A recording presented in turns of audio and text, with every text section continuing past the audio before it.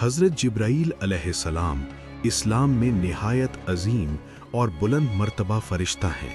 جنہیں اللہ تعالیٰ نے خاص طور پر اپنی وحی یعنی پیغام کو انبیاء کرام تک پہنچانے کے لیے منتخب فرمایا۔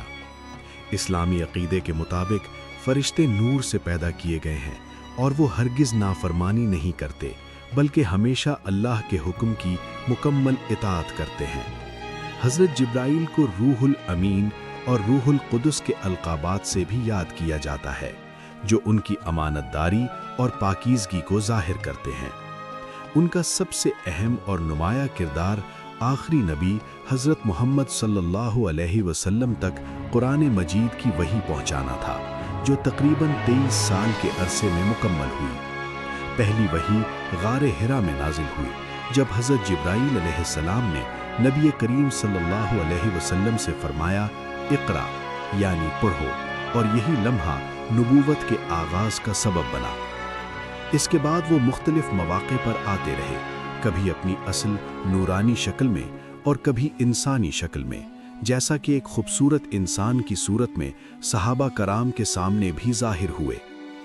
احادیث کے مطابق حضرت جبرائیل علیہ السلام کے 600 پر ہیں اور ان کی اصل شکل نہایت ہی عظیم اور ہیبت والی ہے، جسے دیکھنا عام انسان کے لیے ممکن نہیں۔ حضرت جبرائیل صرف پیغام پہنچانے تک محدود نہیں تھے،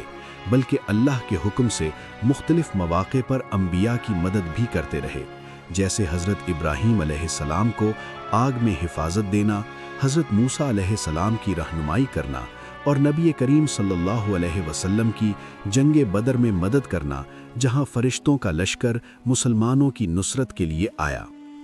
واقعہ معراج میں بھی حضرت جبرائیل علیہ السلام نے نبی کریم صلی اللہ علیہ وسلم کا ساتھ دیا اور انہیں آسمانوں کی سیر کرائی، یہاں تک کہ وہ سدرۃ المنتہا تک پہنچے، جہاں سے آگے جانے کی اجازت صرف نبی صلی اللہ علیہ وسلم کو تھی، اور حضرت جبرائیل نے وہیں رک جانے کا اظہار کیا۔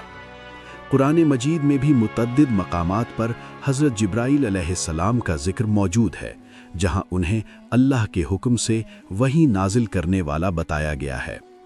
ان کی شخصیت نہ صرف طاقت اور عظمت کی علامت ہے، بلکہ مکمل اطاعت، امانت داری اور وفاداری کی بہترین مثال بھی ہے۔